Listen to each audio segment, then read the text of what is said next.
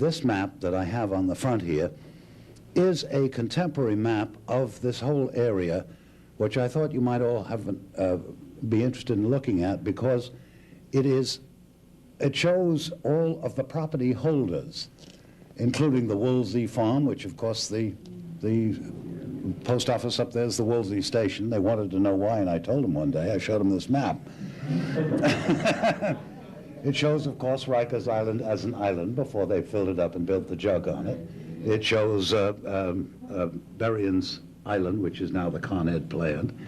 And I'm just going to pass the thing around. Anyone who wants to have a look at it, you're most welcome to have a look at it. Just let me go quickly through some of the illustrations I brought. There is a photograph of 82 and 84 Walker Street, which was the first Steinway factory. By the way, to those of you in the back who obviously can't see, these will be around after we break up, or I'll pass them around. You can all look at them. They're all out of our Steinway family archives. What I've always been amused by this photograph is a couple of things. First, it's a very early photograph. It is about 1855. And those of you who know the history of photography, that's mighty early for a wet plate photograph.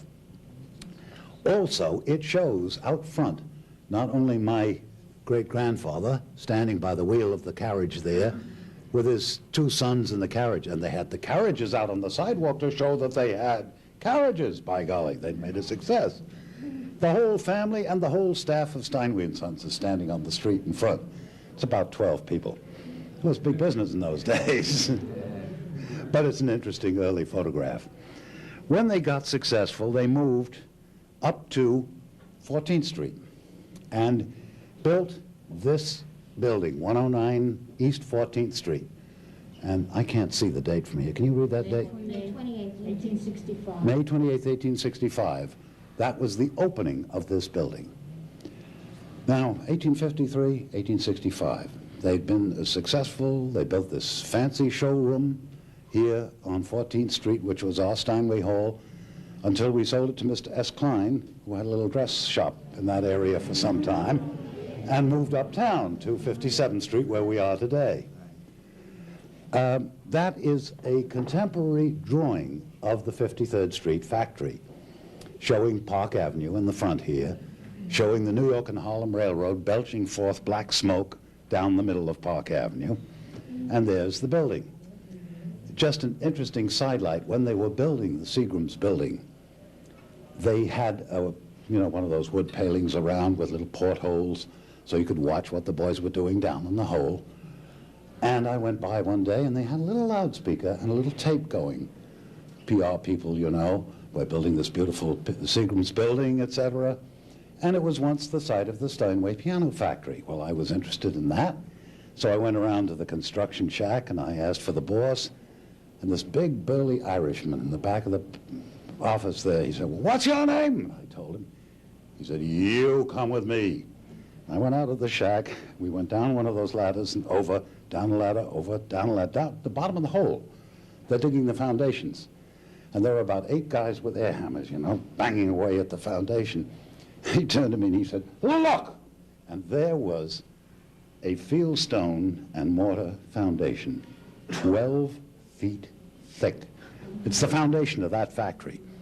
And he said, "Why did you build a foundation 12 feet thick for a 5-story factory building?" I said, "Look, Mr. Callahan," or whatever his name was, "that was in 1865. How do I know?"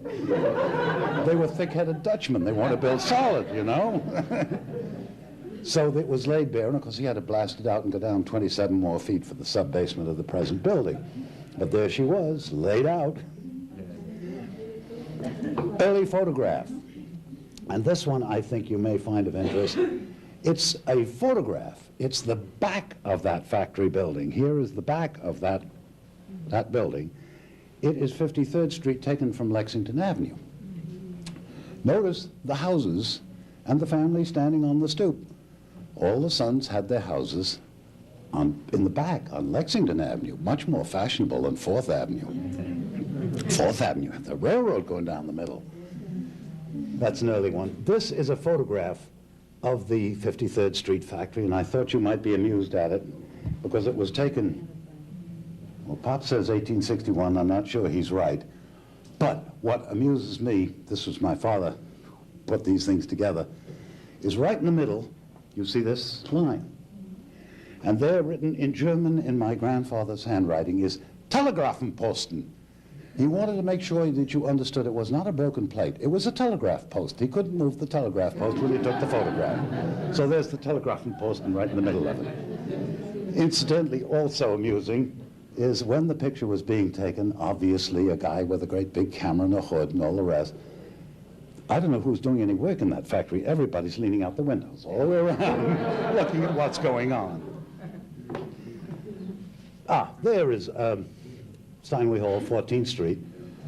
A print of it from the New York Daily Graphic, Tuesday, December 2, 1873.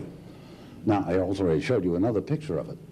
What is interesting here is, and I haven't got, unfortunately, the article, but there is an article in the same newspaper that says, we wish to point with pride to the picture on page so-and-so of Steinway Hall in New York. It is reproduced in a brand new technique that we are using to print pictures in our paper. It's the first half-tone engraving. There it is, Steinway Hall in New York. It's a half-tone engraving. You look close and you can see it. It was brand spanking new in 1873.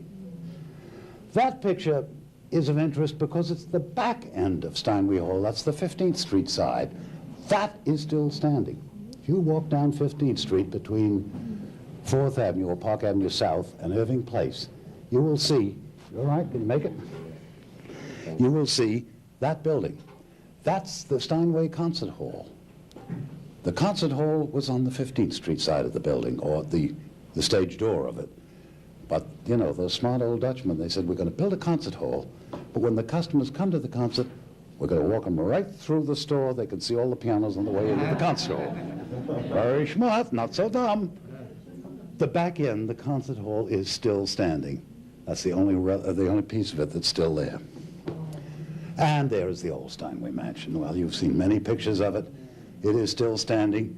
This one is of interest because it shows some of the family sitting on the front porch, including my grandmother. She's the lady with the light-colored dress sitting on the porch.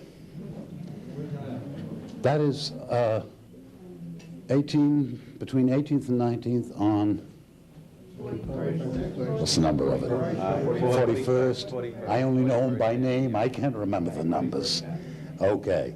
It is still there. It is pretty much, yes, pretty much. This is the old Pike Mansion that was bought out by the Steinways. My father and his brother William, when they were kids, lived up here in the tower. That was the boys' room up there.